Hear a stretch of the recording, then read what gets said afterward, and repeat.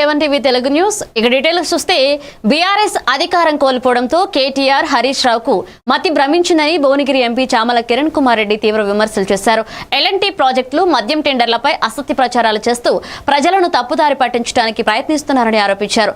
BRS నేతలు పరాజయం అంగీకరించలేక నిరాధార ఆరోపణలు చేస్తున్నారని చామల మండిపడ్డారు.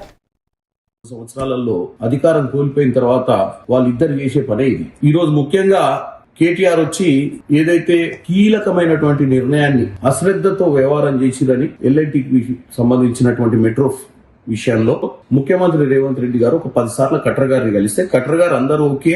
ఎవరు కట్టర్ గారు అంటే urban development minister, central government. కాకపోతే ఎల్ఎన్టీ వాళ్లకు మీరు ఫేజ్ 2 స్టేట్ గవర్నమెంట్ కడితే ఈ రెవెన్యూ షేరింగ్ లా అండర్స్టాండింగ్ కుదురుతలేదన్న విషయంలో ఈ రోజు ముఖ్యమంత్రి రేవంత్ రెడ్డి గారు అవుట్ ఆఫ్ ద వే పోయి ఎల్ఎన్టీని కూర్చోబెట్టి మరి మీరు ఇట్లా మీకున్న ఇబ్బందులతోటి మీరు ఫేజ్ 2 ని కనుక డెవలప్ చేయకుండా ప్రయత్నం చేస్తే రాష్ట్రం నష్టపోతుందన్న ఉద్దేశంతో ఎల్ఎన్టీ వారితో చర్చలు జరిపి వారి సానుకూలంగా వారు రాష్ట్రానికే ఫేజ్ 1 ఫేజ్ 2 రెండు చేసుకునే విధంగా ఒప్పుకునే విధంగా ముఖ్యమంత్రి గారు చేసినటువంటి ప్రయత్నం ఫలించింది. గతంలో వీళ్ళు ఏం చేయకుండా ఇటు అన్ని లక్షల కోట్లు ఖర్చు పెట్టిన బీఆర్ఎస్ పార్టీ కేవలం కాళేశ్వరం మీద పెట్టిన కాన్సన్ట్రేషన్ కనుక హైదరాబాద్ మీద పెట్టుంటే ఫేజ్ 2 అయ్యేది, RRR అయ్యేది, ఇంకా ఎన్నో పనులు అయిపోయాయి హైదరాబాద్ లో. కానీ వాళ్ళకి ఏంది కమిషన్ల కోసం అని చెప్పి కకృతి పడి ఉన్న డబ్బులన్నీ కాళేశ్వరంలో పెట్టినటువంటి పరిస్థితి వాళ్ళకి. ఇప్పుడు రేవంత్ రెడ్డి గారు హైదరాబాద్ నగరంలో ఏదైనా మంచి కార్యక్రమం చేసి మూసి ప్రక్షాళన చేసినా, RRR చేసినా, మెట్రో చేసినా, ఏదైతే హైదరాబాద్ లో ఎక్కువ సీట్లు వచ్చిన బీఆర్ఎస్ పార్టీకి నష్టం జరుగుద్దన్న ఉద్దేశంలో విష ప్రచారం చేసే ప్రయత్నం చేస్తున్నారు కేటీఆర్. రేవంత్ రెడ్డి గారు ఎట్టి పరిస్థితులు మెట్రో ఫేజ్ 2 చేయాలి,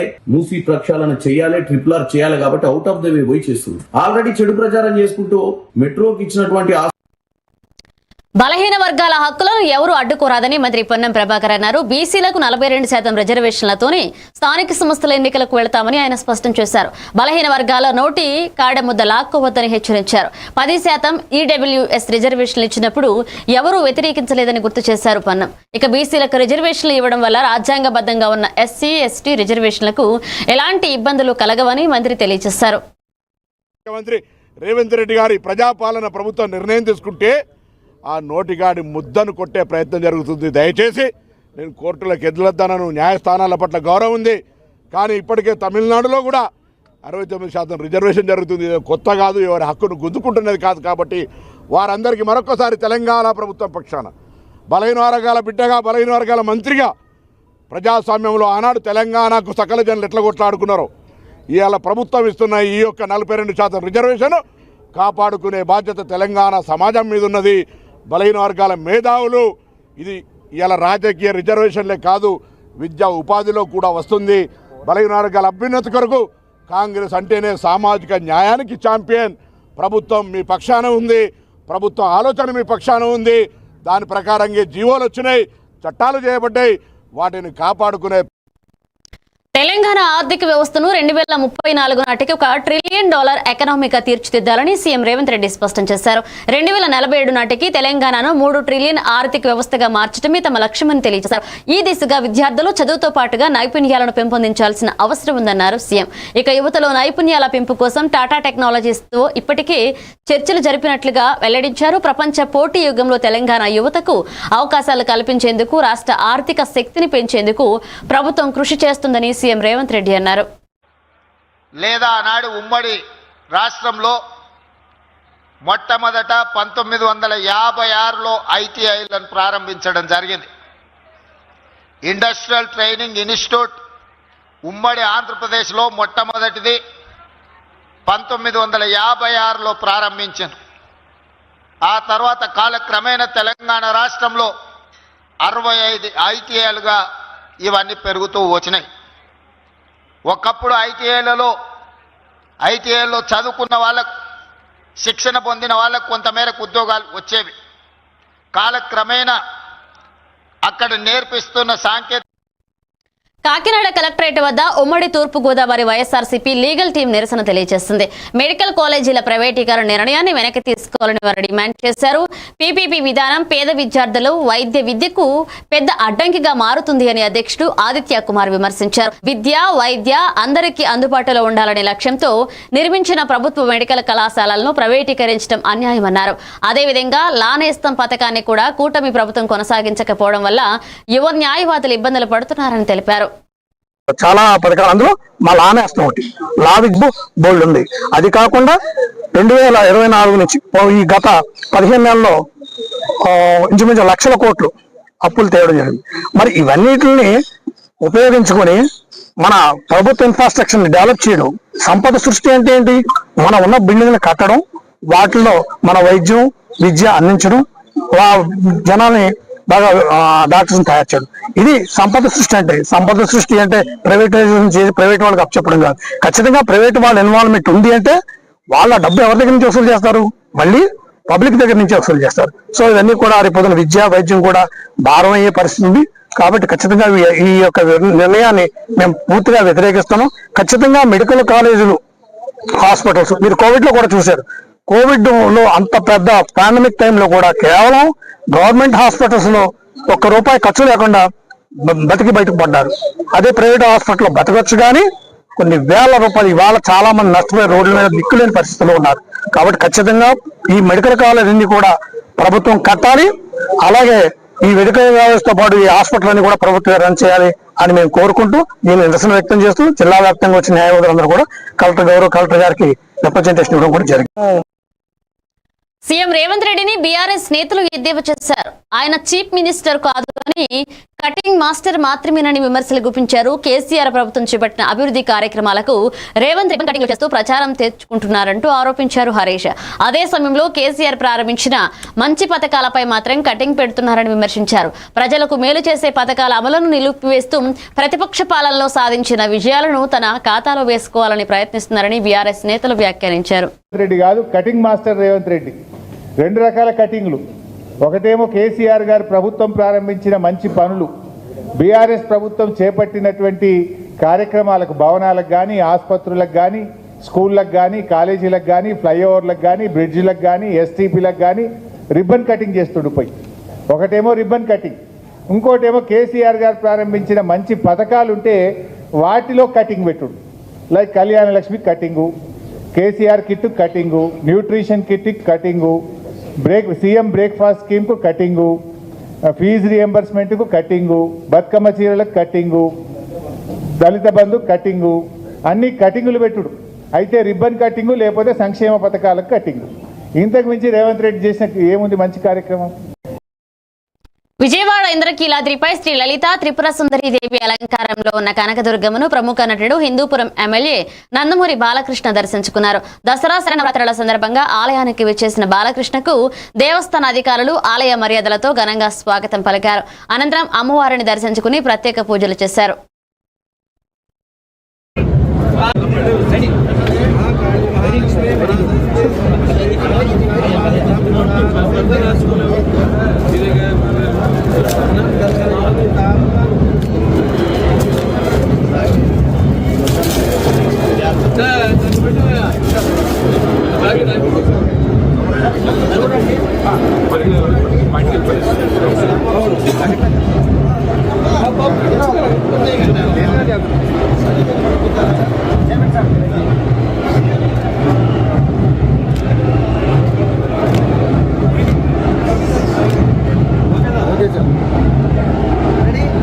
Okay, sir.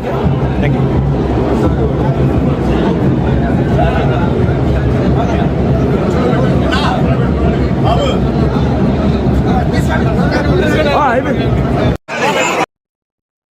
రైతులకు రైతు బంధు రుణమాఫీ, కౌలు రైతులకు 15,000, రైతు కూలీలకు 12,000, ఆటో డ్రైవర్లకు 24,000, మహిళలకు నెలకు 2,500, పెళ్లైన ఆడబిడ్డలకు తులం బంగారం, వృద్ధులకు నెలకు 4,000, విద్యార్థులకు స్కూటీలు, వరి క్వింటాకు 500 బోనస్, ఇలా కాంగ్రెస్ పార్టీ ఇచ్చిన హామీలన్నీ అమలు చేస్తే రాష్ట్రంపై పడే భారాన్ని ప్రజలకు చూపుతామని బీఆర్ఎస్ వర్కింగ్ ప్రెసిడెంట్ కేటీఆర్ అన్నారు.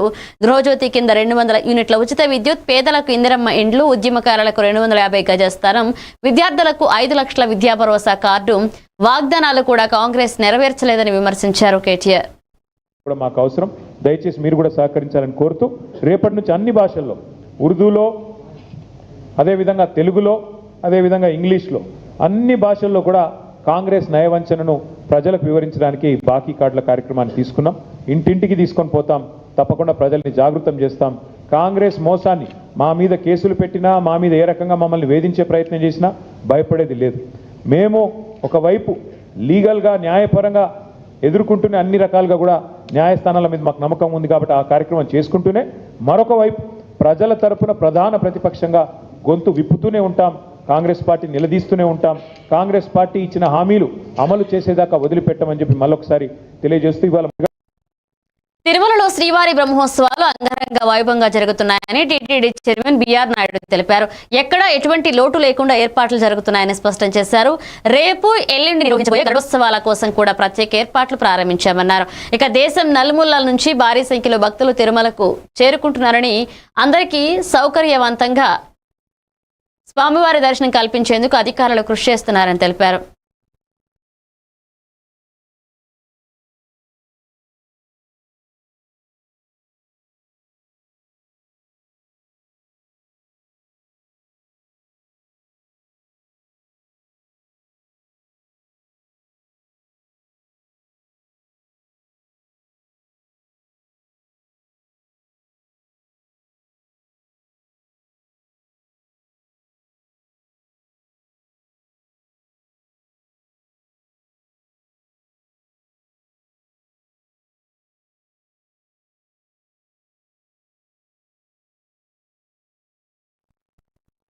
తెలంగాణలో కూడా ఓటు చోరీ జరిగిందని టీపీసీసీ అధ్యక్షుడు మహేష్ కుమార్ గౌడ్ ఆరోపించారు. అందుకే బీజేపీ నేత బండి సంజయ్ గెలిచారని, ఈటెల రాజేందర్ కు 3 లక్షల మెజారిటీ వచ్చిందని అదే కారణమని విమర్శించారు. ఇక ప్రజాస్వామ్య పద్ధతులను దెబ్బతీసేలా ఓటర్లు అభిప్రాయాన్ని వక్రీకరించారని ఆరోపించారు ఆయన. ఈ తరహా పరిస్థితులను కాంగ్రెస్ ఎప్పటికీ సహించబోతున్నారు. ఎన్నికల్లో పారదర్శకత, న్యాయం కాపాడేందుకు తాము నిరంతరం పోరాడతామని మహేష్ కుమార్ గౌడ్ స్పష్టం చేశారు. ఇక్కడ ఓట్ల హేరాఫేరీ జరిగింది, ఓట్ చోరీ బీజేపీ పాల్పడింది కాబట్టే నేను గతంలో కూడా ఆరోపించినాను. ఇక్కడ కూడా 8 మంది పార్లమెంట్ సభ్యులు గెలిచినారు. దాంట్లో కూడా కొంతమంది ఓట్ చోరీ వల్లే గెలుపు సాధ్యమైన మాట చెప్పడం జరిగింది. నేను ఈ ఆరోపణ కరీంనగర్లో ఉండి చేశాను. కరీంనగర్లో కూడా ఒక టీన్ షెడ్లో 40 ఓట్లు నమోదై ఉన్నాయి. నేను ఆనాడు ఆ పేపర్స్ చూపించినాను. బండి సంజయ్ గారు దీనికి జవాబు చెప్పాలని చెప్పినాను. ఇంతవరకు స్పందన లేదు. ఇప్పుడు ఇందాక జూబ్లీహిల్స్లో ఖాళీద్ గారు ఎక్స్ప్లెయిన్ చేసినట్టు ఓటు అంశం 3 చోట్ల అది ఓటు నమోదై ఉంది. 3 డిఫరెంట్ పేర్లతో తండ్రి పేరు మార్చి తన పేరు తారుమారు చేసుకొని ఈ రకంగా ఓటు చోరీ పాల్పడినాడు. కాబట్టే ఈటల రాజేందర్ గారు 3 లక్షల మెజారిటీ వచ్చిందంటే దీంట్లో గోల్మాల్ జరిగింది, దాంట్లో అనుమానం లేదు. ఓట్ల హేరాఫేరీ జరిగింది, ఓట్ చోరీ. అధికారంలోకి రాగానే 100 రోజుల్లో ఇచ్చిన హామీలన్నీ అమలు చేస్తామని గొప్పలు చెప్పుకున్న కాంగ్రెస్ పార్టీ అధికారంలోకి వచ్చి 22 నెలలు కావస్తున్నా ఒక్క హామీని కూడా నెరవేర్చలేదని మాజీ మంత్రి ఎమ్మెల్యే తలసాని శ్రీనివాస్ యాదవ్ విమర్శించారు. అన్ని వర్గాల వారిని మోసం చేయడమే కాంగ్రెస్ పాలన లక్ష్యమైందని ఆయన మండిపడ్డారు. లేకపోతే దేశంలో కాంగ్రెస్ ప్రభుత్వం వస్తే 10th షెడ్యూల్లో పెడతామని ఏ రోజు కూడా చెప్పలే. మాకు బాగా అనుభవం ఉంది. ఇది ఎట్లా సాధ్యమవుతుందని అంటే కూడా సాధ్యమవుతుందని చెప్పి మరి ఈ మధ్యకాలంలో 6 నెలల నుంచి డ్రామాలు చూస్తున్నారు. కాబట్టి ప్రజలు నమ్మే పరిస్థితుల్లో లేరు, రైతాంగం నమ్మే పరిస్థితుల్లో లేదు. యూరియా కోసం నాకు తెలిసి ఈ దేశంలో మరి ఇటువంటి దుర్భరమైనటువంటి పరిస్థితి మన తెలంగాణ రాష్ట్రంలో రైతాంగం ఎంత ఇబ్బంది పడ్డటువంటి పరిస్థితిని మనం ఇప్పుడు కూడా చూడలే. ఈ రోజు గ్రేటర్ హైదరాబాద్ లో కూడా వరదలు వచ్చి అతలాకుతలం అవుతుంటే హైడ్రా అనే భూతాన్ని పేద ప్రజల మీద పంపించినటువంటి పరిస్థితిని కూడా మనం చూస్తాం.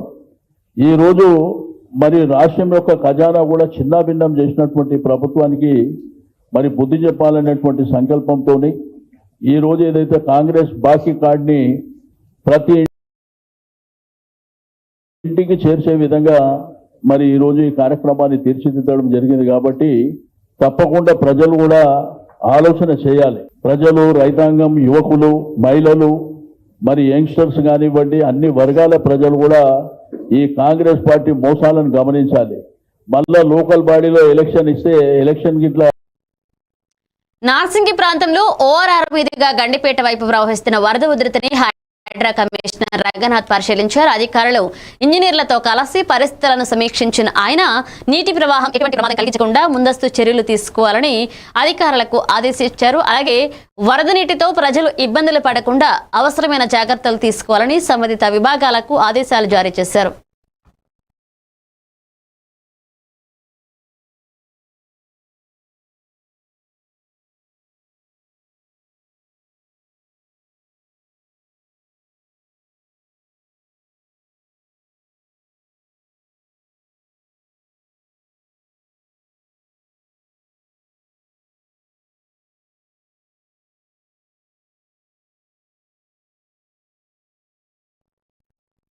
స్థానిక సంస్థల ఎన్నికల్లో బీసీలకు 42% రిజర్వేషన్లు కల్పిస్తూ ప్రభుత్వం జారీ చేసిన జీవోపై సీఎం రేవంత్ రెడ్డికి ధన్యవాదాలు తెలిపారు ప్రభుత్వ బిర్లా ఐలయ్య. కేంద్రం పట్టించుకోకపోయినా సీఎం రేవంత్ బీసీలకు రిజర్వేషన్లు ఇచ్చి పెద్దన్నలా నిలబడ్డారన్నారు. బీసీలకు రాజ్యాధికారం రావద్దని బీఆర్ఎస్, బీజేపీ ప్రయత్నించాయని విమర్శించారు. 42% స్థానిక సంస్థ ఇలా బీజేపీ, బీఆర్ఎస్ రెండు కూడా బీసీలను అనగదొక్కాలని చెప్పి, బీసీలకు రాజ్యాధికారం రావద్దని చెప్పి ఇలా చేస్తున్నటువంటి కుట్ర ఛేదించి బీసీల పక్షపాతిగా ప్రత్యేక జీవో ద్వారా బీసీలకు 42% స్థానిక సంస్థలో రిజర్వేషన్ కల్పించినందుకు గౌరవ ముఖ్యమంత్రి ప్రత్యేకంగా ధన్యవాదాలు తెలియజేస్తూ, బీసీ బిడ్డలారా మీరు ఆలోచన చేయండి. ఈ బీజేపీ, బీఆర్ఎస్ రేపు స్థానిక సంస్థల్లో బొంద పెట్టాలే. మన ప్రియతమ నాయకుడు బీసీ పక్షపాతి గౌరవ ముఖ్యమంత్రి రేవంత్ రెడ్డి గారి నేతృత్వంలో తెలంగాణలో బీసీలంతా ఐక్యతై కాంగ్రెస్ పార్టీకి పెద్ద ఎత్తున పట్టం కట్టాలని చెప్పి మరొకసారి ప్రత్యేక జీవో ద్వారా మా 42% బీసీలకు ఇచ్చినందుకు గౌరవ ముఖ్యమంత్రికి బీసీల పక్షపాతిగా.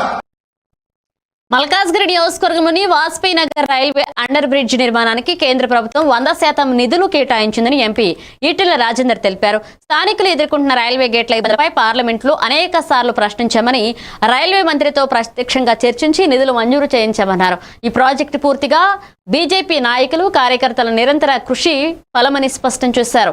ఇతర పార్టీలు ఈ విజయాన్ని తమదిగా చెప్పుకోవడం తగదన్నారు. ప్రస్తుతం మల్కాజ్గిరిలో పలు ఆర్ఓయుబి అలాగే ఆర్ఓబి ప్రాజెక్టులు వేగంగా కొనసాగుతున్నాయన్నారు.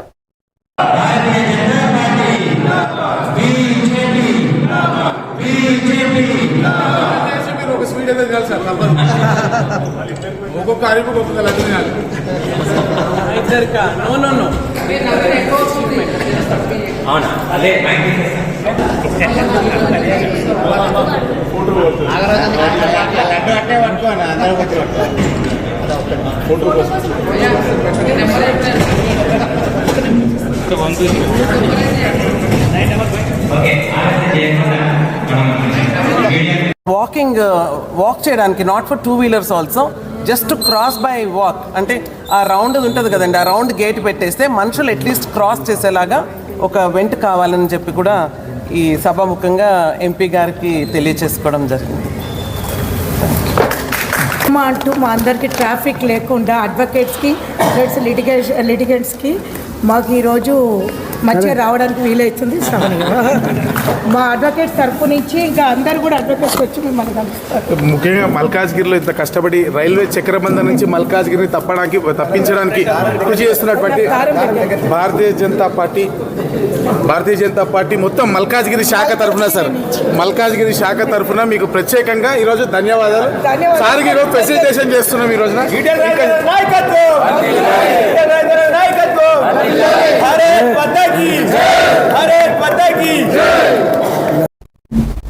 సంగారెడ్డి జిల్లాలో బతుకమ్మ పండుగను పురస్కరించుకుని శనివారం సమీకృత జిల్లా కార్యాలయాల సముదాయంలో బతుకమ్మ వేడుకలు ఘనంగా జరిగాయి. గ్రామీణాభివృద్ధి, వ్యవసాయ, ఉద్యానవన, మత్స్య, పట్టణాభివృద్ధి శాఖల ఆధ్వర్యంలో మహిళా ఉద్యోగులు కుటుంబ సభ్యులతో కలిసి ఉత్సాహంగా పాల్గొన్నారు. అదనపు కలెక్టర్లు చంద్రశేఖర్, మాధురి తదితర అధికారులు పాల్గొని గౌరీదేవికి పూజలు చేశారు. పూలతో అలంకరించిన బతుకమ్మలు ఆకట్టుకోక మహిళలు బతుకమ్మ పాటలతో ఉత్సవాన్ని మరింత ప్రత్యేకంగా మార్చారు.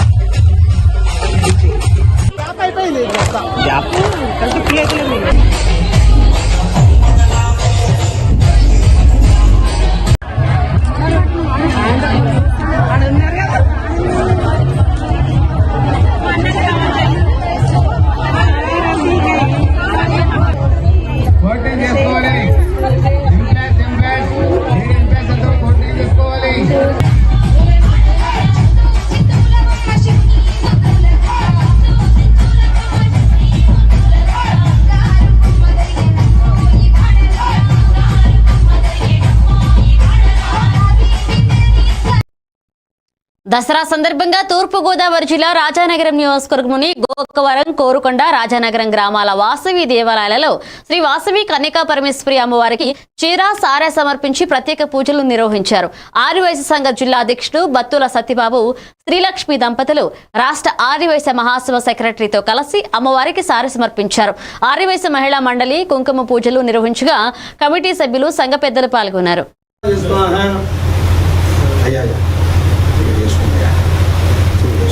ఓం కేశవాయ నమః ఓం కేశవాయ ఓం కేశవాయ నమః ఓం నారాయణాయ నమః ఓం మాధవాయ నమః ఓం గోవిందాయ నమః ఓం విష్ణువే నమః మధుసూదనాయ నమః త్రివిక్రమాయ నమః శ్రీధరాయ నమః శ్రీకేశాయ నమః రత్నాభాయ నమః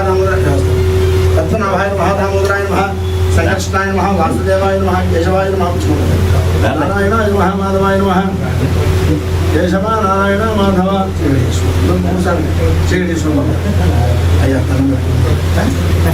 ఓం కేశవ నారాయణ ఓం కేశవ నారాయణ మాధవ గోవింద విష్ణు విక్రమ వామనాథ ఋషికేశ పద్మనాభ దామోదర శ్రీకృష్ణ వాసుదేవ ప్రద్యుమ్న పురుషోత్తమ అదోక్షజనార్దన అచ్యుత జనార్దన అచ్యుత జనార్దనోపేంద్ర హరే శ్రీకృష్ణాయ నమః శ్రీకృష్ణ పరబ్రహ్మణే నమః శ్రీకృష్ణ పరబ్రహ్మణే నమః శ్రీకృష్ణ పరబ్రహ్మణే నమః శ్రీకృష్ణ పరబ్రహ్మణే శ్రీకృష్ణ పరబ్రహ్మణే శ్రీ వాసవి కన్యకా పరమేశ్వరి జగన్మాత దివ్య అనుగ్రహ సమస్త కార్యానుకూల దైవానుకూల జనానుకూల. జనగామ జిల్లా కలెక్టరేట్లో డిఆర్టీఏ సెర్పా ఆధ్వర్యంలో బతుకమ్మ వేడుకలు ఘనంగా నిర్వహించారు. ఈ కార్యక్రమాన్ని ఇన్ఛార్జ్ కలెక్టర్ పింకేష్ కుమార్ ప్రారంభించారు. మహిళా సంఘాల నాయకులు, డిఆర్టీఏ మహిళా అధికారులు బతుకమ్మ ఆటలతో ఉత్సాహంగా పాల్గొన్నారు. ఈ సందర్భంగా కలెక్టర్ మాట్లాడుతూ బతుకమ్మ పండుగ తెలంగాణ సంస్కృతి సాంప్రదాయాలకు ప్రతీకగా నిలుస్తుందన్నారు.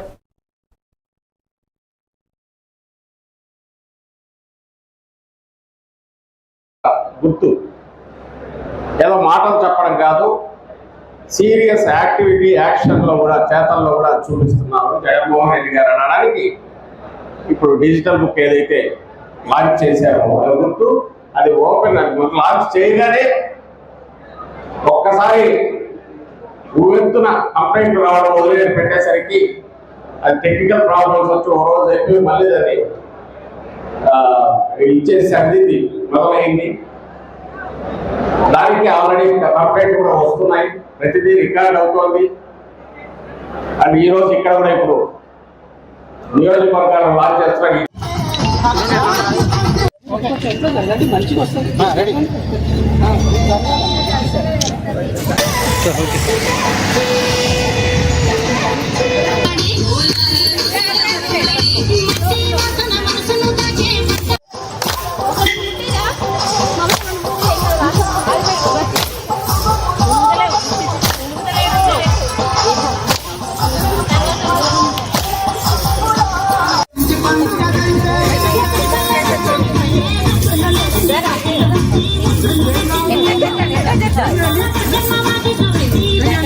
Gracias.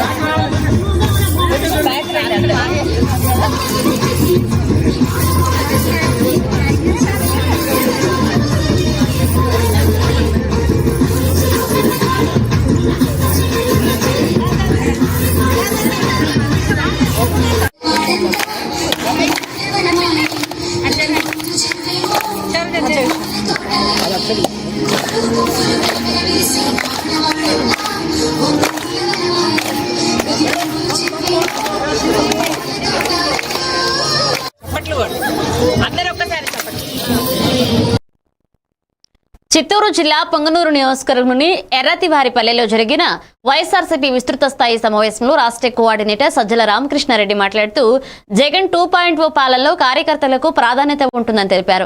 నియోజకవర్గంలో 14,000 మంది కార్యకర్తలను కమిటీలుగా ఏర్పాటు చేసినట్లుగా చెప్పారు. ఇక రాబోయే పాలనలో రెడ్ బుక్ కాదు డిజిటల్ బుక్ అమలవుతుంది అని స్పష్టం చేశారు. కార్యక్రమంలో ఎమ్మెల్యే పెద్దిరెడ్డి రామచంద్రారెడ్డి, మాజీ ఎమ్మెల్యేలు, మాజీ ఎంపీ రెడ్డప్ప, వైఎస్ఆర్సీపీ ప్రముఖ నాయకులు, కార్యకర్తలు పాల్గొన్నారు.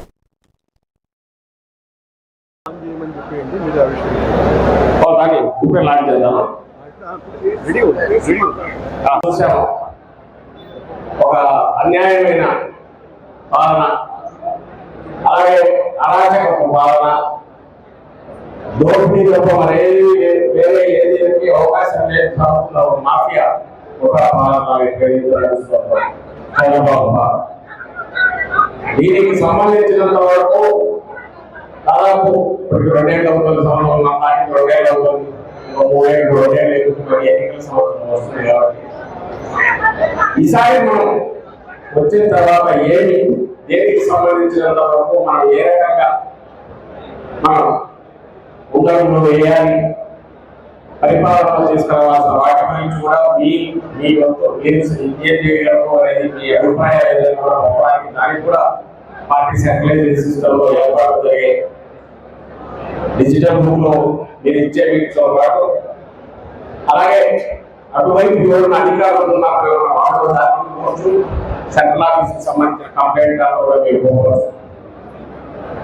తర్వాత మీకు సంబంధించినంత వరకు పొంగనూరు నియోజకవర్గంలో ఈరోజు ఎవరైతే ఇక్కడ సమావేశమైనారో మండల స్థాయి నాయకులు, గ్రామ స్థాయి నాయకులు, అలాగే బూత్ కమిటీలు కూడా ఫామ్ అవుతాయి. బూత్ కమిటీలు ఫామ్ కాలే కదా భాస్కర్, బూత్ కమిటీలు కాలే కదా బిఎల్ఏ. సో ఈ క్రియాశీలకంగా బిఎల్ఏ బూత్ లెవెల్ ఏజెంట్ కూడా అయిపోయారు. అదే చాలా క్రియాశీలకమైన కార్యక్రమం, వాళ్ళు చాలా యాక్టివ్గా ఉన్నారు. ఎందుకంటే కళ్ళు చెవులు మొత్తం అవే ఉంటాయి. ఇప్పుడు ఎస్ఐఆర్ అనేది మొదలు పెడుతున్నారు, స్పెషల్ ఇంటెన్సివ్ రివిజన్ అని చెప్పి.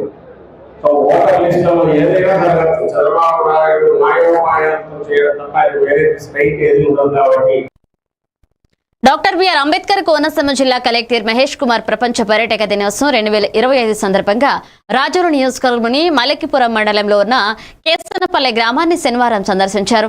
అక్కడ జూట్ బ్యాగ్ల తయారీ కేంద్రాన్ని పరిశీలించి నిర్వాహకురాల తోట ఉమామహేశ్వరి వద్ద తయారీ ప్రక్రియ, మిషనరీస్ ఖర్చులు, ముడి సరుకుల వివరాలను తెలుసుకున్నారు. ఈ కార్యక్రమంలో డిఆర్డీఏ పీడీ జయచంద్ర గాంధీతో పాటు ఇతర అధికారులు పాల్గొన్నారు.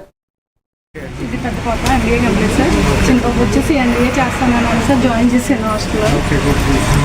సో అంటే ఇప్పుడు మీ దగ్గర టోటల్ 25 to 30 మెంబర్స్ ఉన్నారు. మీరు ఎక్కడి నుంచి అమ్మా? నియర్ బై ఇక్కడ ఈ ఊరా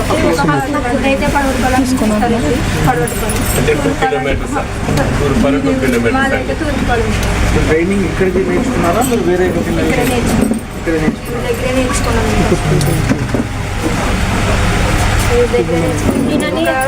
అయితే ఫ్రీగా ఎక్కడికి డబ్బులు తీర్చుకున్నారంట. మా దగ్గర అమౌంట్ అంతా లేదు అని అడిగితే ఫ్రీగా నేర్చుకున్నాం. అందరికీ మా అందరికీ కూడా ఫ్రీగానే నేర్చుకున్నాం.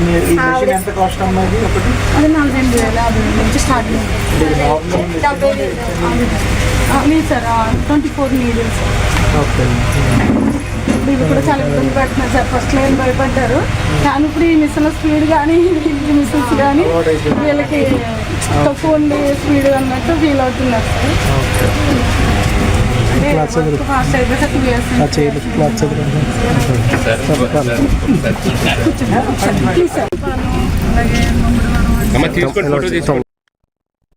కొరసపాడు మండలం రావినూతల శివాలయంలో అశ్వయుజ శుద్ధ పంచమి సందర్భంగా శనివారం అమ్మవారిని శ్రీ లలిత త్రిపుర సుందరి దేవిగా విశేషంగా అలంకరించారు.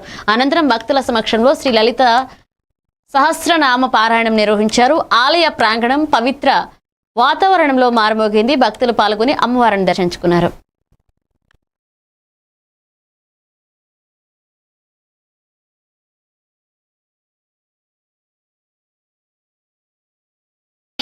శక్తి గోటైక తాపన్న కట్టెలో భాగదానిని మూల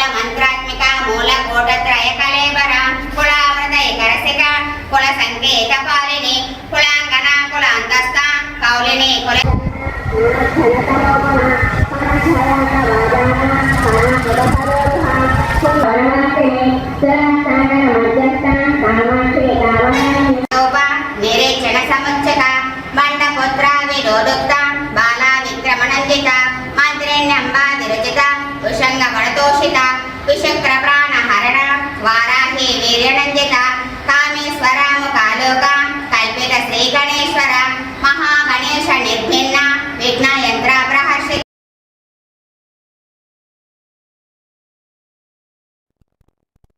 ఇవి bulletin updates. Keep watching AVN TV Telugu news.